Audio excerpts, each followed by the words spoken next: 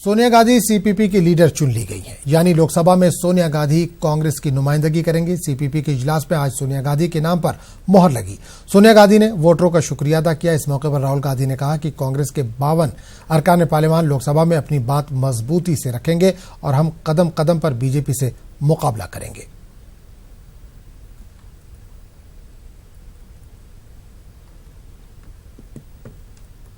सोनिया गांधी जी को सर्वसम्मति से कांग्रेस संसदीय दल का नेता चुन लिया गया है। डॉक्टर मनमोहन सिंह जी ने उनके नाम को प्रपोज किया। 12 करोड़ से अधिक उन सारे वोटरों का धन्यवाद किया जिन्होंने कांग्रेस में विश्वास व्यक्त किया है।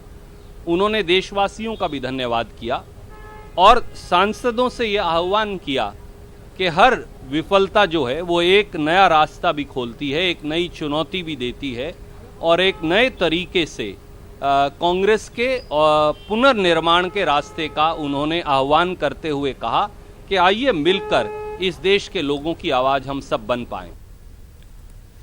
मरकजी वजीर प्रकाश जावड़ेकर ने वजीर इत्तलात और नशरियात का ओहदा संभाल लिया। साथ ही इनको वजीर माहौलियात का कलमदान भी दिया गया है। पीएम मोदी की नई टीम में मुख्तलिफ वज़रा को मुख्तलिफ जिम्मेदारियां दी गई हैं। प्रकाश जावड़ेकर इससे पहले वजारत बराए इंसानी फरोग़ वसाइल की जिम्मेदारी संभाल रहे थे। बहुत खुशी है, पर्यावरण, जलवायु परिवर्तन और वन विभाग का कार्यभार संभालते हुए एक तरह से मेरे लिए ये घर वापसी है। ये मंत्रालय है 5 तत्वों की रक्षा करने का: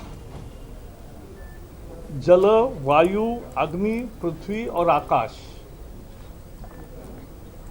पंच तत्वों की रक्षा यही इस मंत्रालय का मैंडेट है। कुछ लोग जैसे समझते हैं कि एनवायरनमेंट की रक्षा करना है तो तरक्की रोको, यह सच नहीं है। तरक्की और पर्यावरण की रक्षा दोनों साथ साथ होती है, यह हमने दिखाया है और मजबूती से दिखाएंगे। एमआईएम सदर असदुद्दीन अवैसी ने कहा है कि हिंदुस्तान में मुसलमान किराएदार नहीं बल्कि बराबर के हिस्सेदार हैं। असदुद्दीन अवैसी ने कहा कि अगर कोई ये सोचे कि वजीर आजम 300 सीट जीतकर मनमानी करेंगे तो ऐसा नहीं होगा। असद ने कहा कि हिंदुस्तान का आईन अभी जिंदा है। का आईन आपको इजाजत देता है कि आप अपनी ताकत को बनाएं।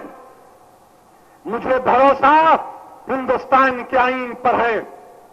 मेरी लड़ाई हुकूक की है, वो आईन की लड़ाई है और आईन मुझे इस बात की इजाजत देता है। और अगर कोई ये समझ रहा है कि हिंदुस्तान के वजीर आजम 300 सीट जीतकर हिंदुस्तान पर मनमानी करेंगे, नहीं हो सकता, नहीं हो सकेगा। हिंदुस्तान के वजीर आजम से हम कहना चाहती हैं, हिंदुस्तान का कॉन्स्टिट्यूशन असदुद्दीन अवैसी उसका हवाला देकर आपसे लड़ेगा, मजलूमों के इंसाफ के लिए लड़ेगा, जुल्म के खात्मे के लिए लड़ेगा, हुकूक को हासिल करने की लड़ाई हम लड़ेंगे।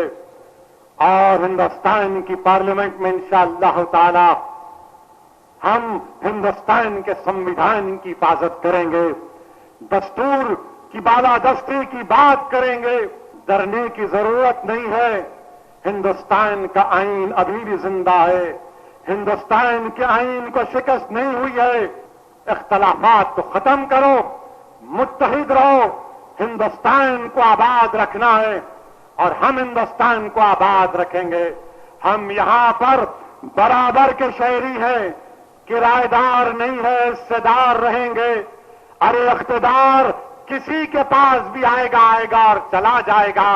इंशाअल्लाह ताला तुम देखना, ये रात बड़ी लंबी जरूर है, ये रात बड़ी लंबी जरूर है, मगर इस रात की सुबह भी होगी इंशाअल्लाह ताला।